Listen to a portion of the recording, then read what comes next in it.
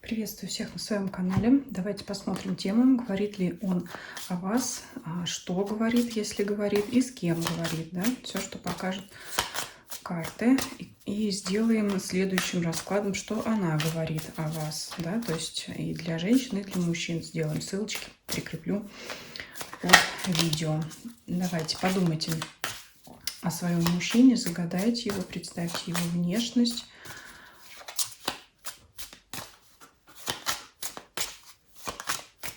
Что он говорит о вас? Сначала, говорит ли он вообще о вас? Может быть, он молчун и не хочет ни с кем делиться этим. Говорит ли он о вас?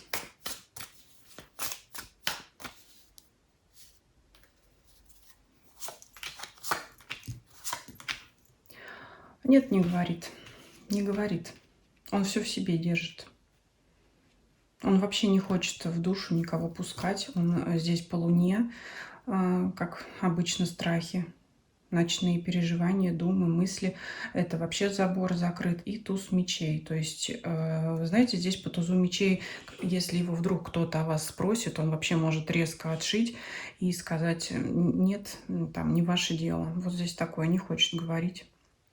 Ну, здесь это выдает все-таки, конечно, его какие-то страхи и, может быть, раздражение. И здесь вот интересно, да, всегда обращать внимание на прорисовку каждой конкретной колоды, когда она не классическая Rider-Waite, а вот, например, вот здесь не обратила бы я внимания на двух этих орлов, которые на него накинулись с расспросами. Так что я вам здесь могу сказать, что его спрашивают о вас, а он не говорит, он не хочет. Два человека, кто-то, два орла. Но мы сейчас раскроем это. Ну, то есть о вас он сам не говорит. Он, по крайней мере, первый не заговаривает. Если у него о вас спрашивают, он в резкой форме может отвечать, прям действительно в резкой форме, как я сказала, не ваше дело. Он не хочет вас обсуждать ни с кем. Еще могу сказать, что не обязательно, что так было всегда и так будет всегда. Мы смотрим сейчас на настоящий момент, прямо на вот тот момент, когда вы смотрите этот расклад. Так, давайте посмотрим, почему не говорит. Да, вот он не хочет. Мы посмотрели, что он не хочет. Пятерка мечей. Вот, знаете, пришла на ум мысль. Ну, действительно, много хоти, как это говорится, много хочешь знать, скоро состаришься. Вот так вот он очень резко. Смотрите, сколько мечей. Пятерка мечей – это карта конкуренции. Нет, я ничего не скажу, сам очень сильно переживает. 4 мечевых карты. А потому что он действительно страдает, переживает, поэтому он не хочет свои эмоции на показ. И опять рыцарь мечей. Это резкий человек, резко отвечает: нет, не ваше дело. А я спросила, почему он не хочет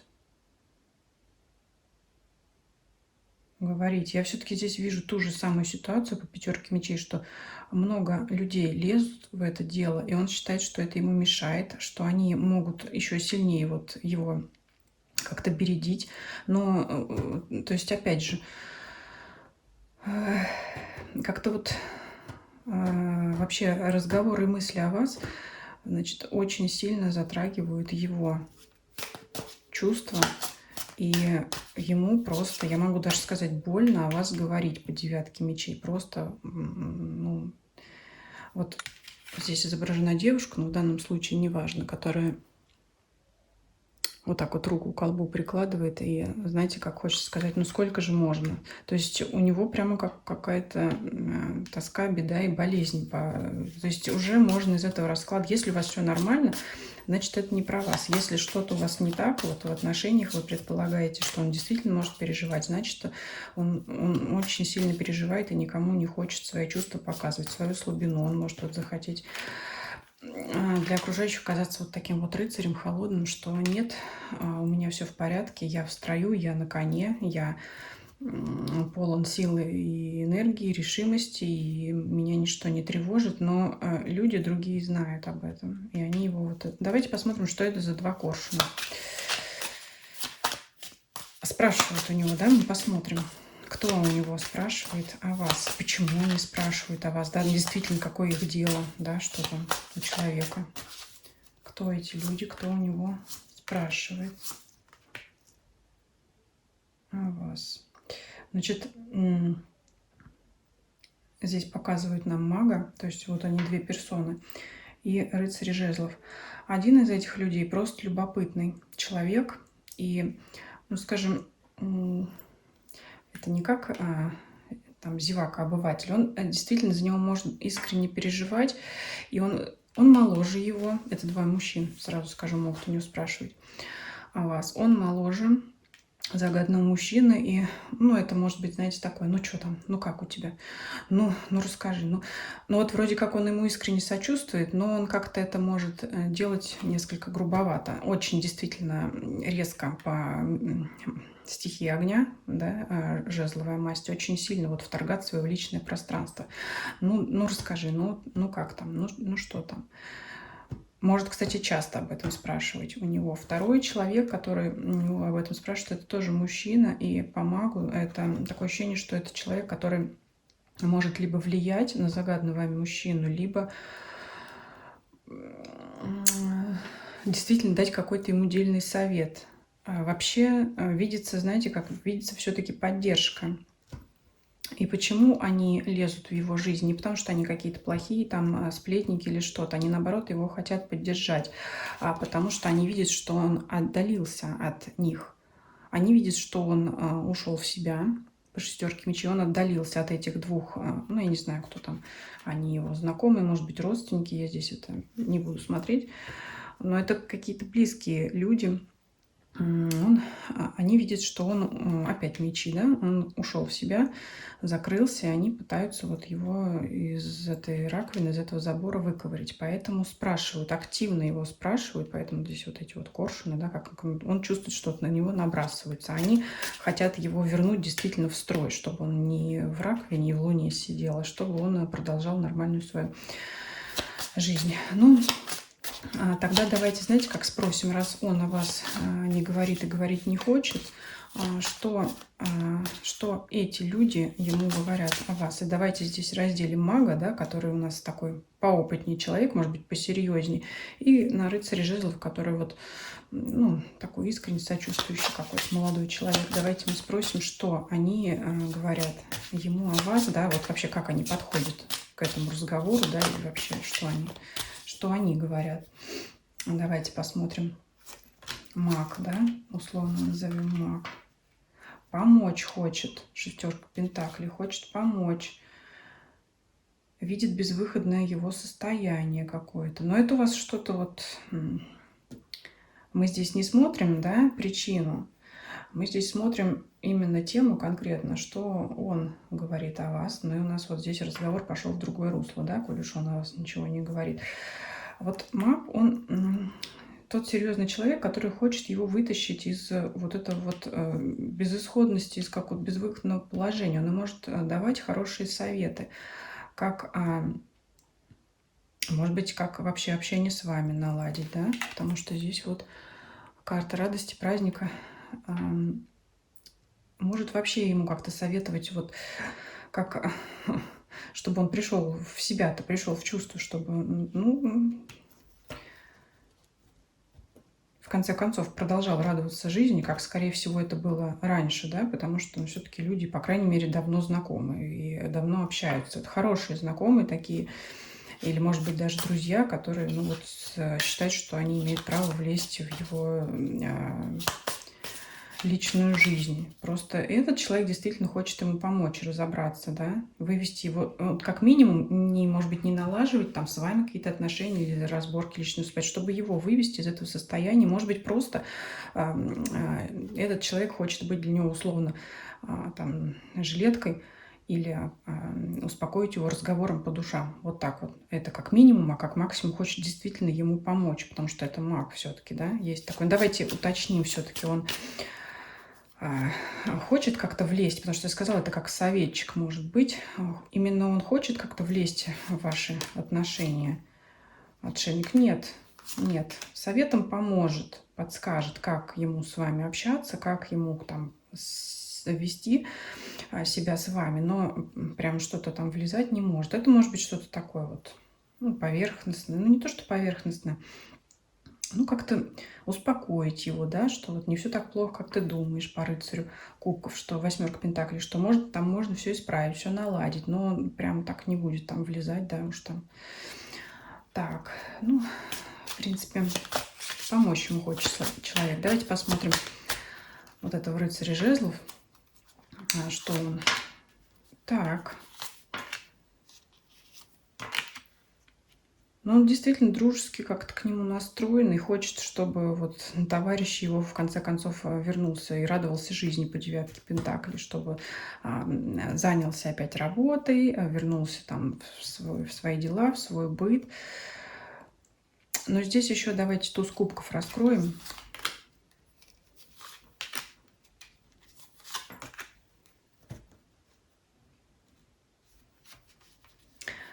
Ну, вот этот человек здесь показывает не так. Почему-то на мага так не показали, но я думаю, что здесь просто показывают более значимые вещи, да, относящиеся к каждому из этих двух людей.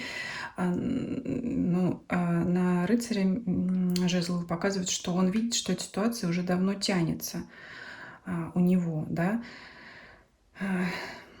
Ну и тоже, что загаданный мужчина стал прохладнее, вот как-то, может быть, меньше общаться, может быть, стал более замкнутой, ну, в общении вот с этими двумя людьми, двумя своими знакомыми. Почему я сказала, что здесь больше одну ситуацию раскрыли, что здесь другую. Это не означает, что этот человек не видит, что это давно тоже тянется. Скорее всего, они общаются все вместе и понимают, что эта история уже происходит давно. Просто от этого человека опять больше помощи, он хочет ему больше помощи. А здесь человек, ну, он помладше, как бы, может быть, менее опытный, да, он больше как, ну, ладно, давай, ну, сколько можно, да, вот этот длительный период времени, ну, сколько можно, хватит страдать, давай уже там что-то. То есть вот один из людей, он может больше помочь действительно в общении, в отношениях с вами. А второй человек больше хочет его вывести на то настроение радостное, веселое, рабочее. Хочет вывести товарищество на тот уровень, на котором он был раньше. Ну, то есть, чтобы он просто не страдал, не расстраивался. А здесь вот именно хочет помочь. Ну, он как бы этот хочет помочь, но этот больше... У этого легче такое, да, отношение. А здесь вот именно хочет вот как-то... в том числе и касательно вас, да, чтобы наладилось у вас. А этот человек хочет, чтобы сам мужчина перестал переживать. То есть ему, вот этому рыцарю жезловому, ему на вас безразлично все равно, да. А здесь вот нет, потому что он ситуацию видит более глубоко по магу. Вот так вот интересно получается. Ну и давайте посмотрим, чем это все закончится, да. Не буду задавать конкретный вопрос, что будет дальше. Ну, давайте, знаете, как еще спросим, примет ли он совет этого человека, да, и как он отнесется вот к вниманию со стороны этого человека. Так что наши эти коршуны превратились в вполне себе приличных товарищей. Скорее всего, все-таки мужского пола, да. Так, что здесь? Ну, вот, знаете, как он может сказать вот этому своему магу? Я все сам решу, я сам разберусь, ну, мол, не лезь опять. Я сам знаю, что делать. Вот так он ему может ответить. Ну, вот опять это показывает то, что он никого не хочет впускать в свои мысли, даже, судя по всему, даже самых близких людей, с кем он близко общается. И что он здесь ответит? Отстань, оставь меня, старушка, я в печали, да, то есть, ну, он и тому, и другому скажет, не лезть ко мне, и не хочет эту тему обсуждать. Ну, вот такой вот здесь мужчина, который явно переживает. Ну, получается, здесь у вас ситуация либо ссоры, либо... В любом случае, скорее всего, вы не вместе, вы не рядом, вы на расстоянии, вы либо поссорились, либо вы по тем или иным причинам не можете быть вместе. Поэтому здесь вот так. И давайте посмотрим итог все-таки какой-то, да, мы здесь перспективы отношений, там что-то не смотрим, да, здесь в чем причина там этих мечей, которые здесь у нас повсеместно. Ну, так, посмотрим, что сами нам карты скажут. Но эта ситуация разрешится у вас. Здесь есть объединение. И вообще, знаете, вот мужчина не зря сказал, не лезьте ко мне, я сам все знаю, сам все решу. Он действительно, у него уже есть какой-то план действий, как это все прекратить. И не просто прекратить там, да, скажем, закрыть отношения, а прекратить вот эти мечи, да, то, что его не устраивает, от чего он переживает, почему он не хочет сейчас ни с кем вас обсуждать, все-таки к десятке пентаклей. Но если уж это и не семья, да, может, конечно, и смотря какой уровень отношений, может быть, вы выйдете здесь на брак по десятке пентаклей, по крайней мере, он выведет эту ситуацию на объединение с вами, на союз, на общение какое-то. То есть он это, ну, его, конечно, эта ситуация не устраивает. Не просто так он не хочет общаться, потому что он переживает. Он хочет все эти переживания закрыть, завершить и сделать что-то, какие-то действия, опять мы их здесь не смотрим, чтобы, ну, вообще выйти в нормальное, гармоничное состояние. Ну, давайте еще что-то посмотрим, да. Здесь, ну, наладится все у вас, наладится.